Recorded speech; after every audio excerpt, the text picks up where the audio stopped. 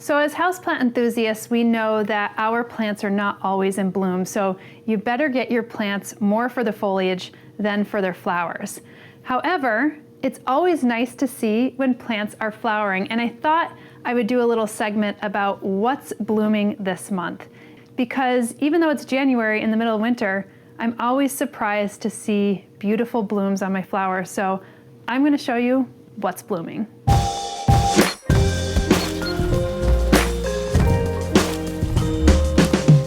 I'd start with what's in my kitchen, and I just want to show you this Streptocarpus ionantha, which used to be called St. Paulio ionantha, but this is an African violet, and you could see that it had a lot of past blooms, some of them that I cut off, and then a lot of potential blooms that are going to be coming up here.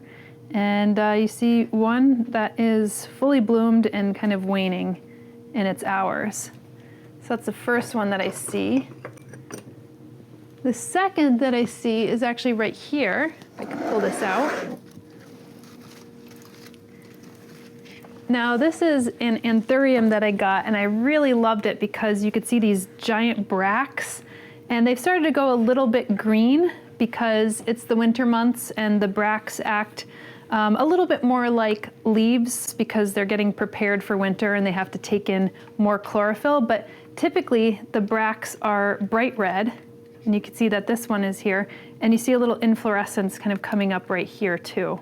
So I would say that is technically a little bit in bloom, even though the inflorescence right here is not fully probably receptive.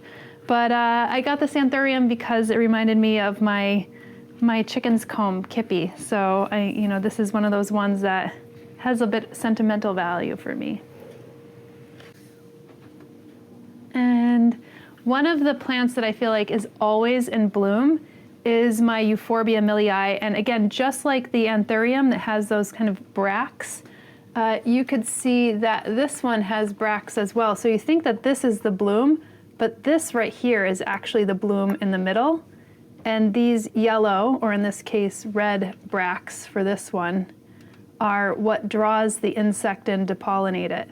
So this one, I guess, is technically in bloom, and I kind of feel like that's the plant that's always in bloom. Then I have to show you this, because this just started to bloom about 2 weeks ago. This is my Paphiopedilum orchid, and that is, wow, that is just miraculous. Look at that. So funky looking. So I don't know how long that this is going to be blooming for, but that one rebloomed for me after I think it was blooming 2 years ago, or maybe early last year. So 1 or 2 years ago. So that's a pretty happy camper. Let's see if there's anything else. No, I think that's it. I think we can move on to the next room. Welcome to my tiny little bathroom. I actually got a few things blooming in here, so I needed to show you. I'm probably going to get out of the way because this is such a tight fit. But I will point out my Rhipsalis pilocarpa, which is right here, is actually in bloom. And it's starting to get some of its berries on it. This is a pretty consistent bloomer. You see some of the blooms falling because they dried out, but these are nice and fresh. And then you see down here my pilea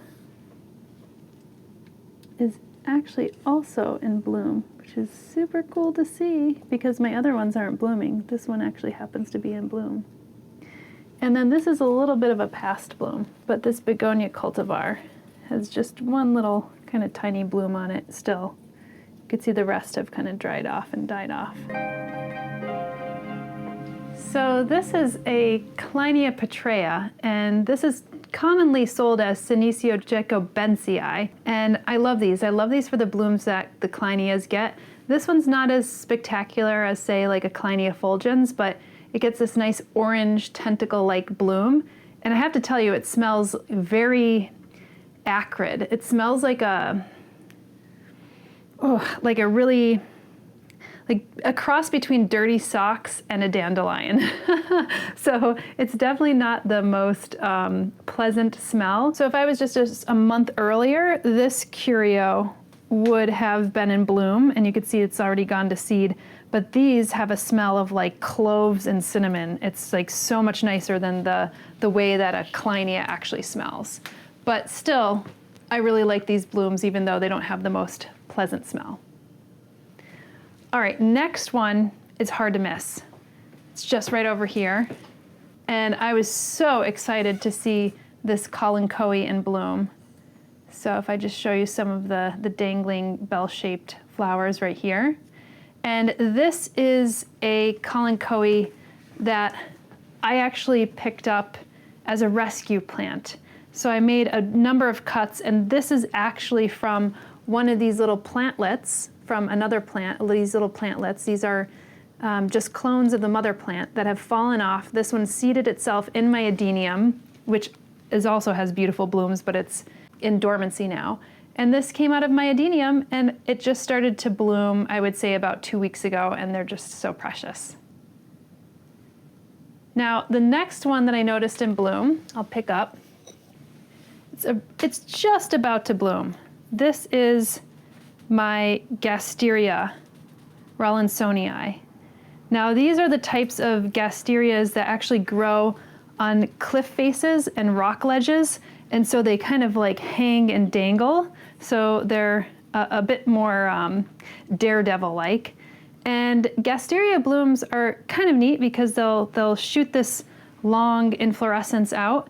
And so I'd imagine that these kind of stick out and dangle in the wind in order for the pollinators to be able to find them. So you can see that. It's pretty cool.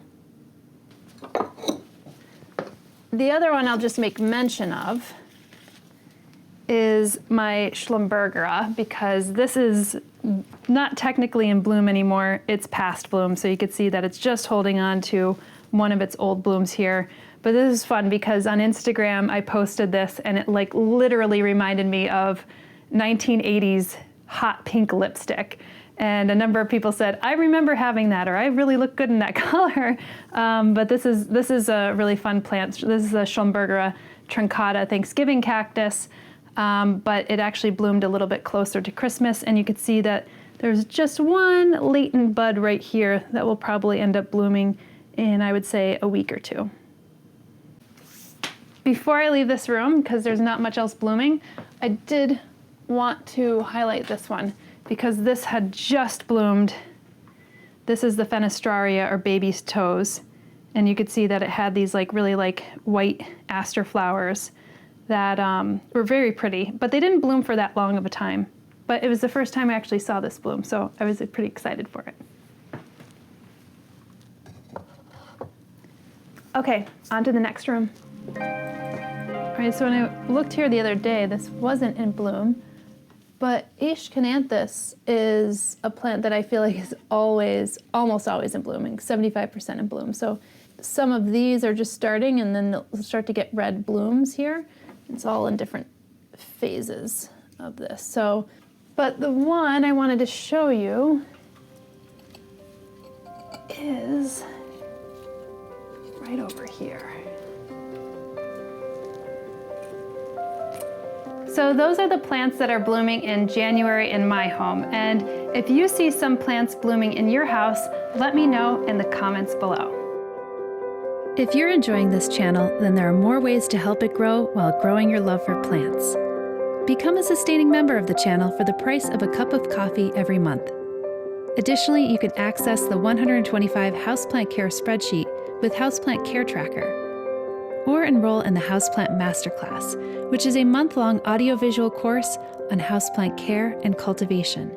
Check out more information online or in the description below.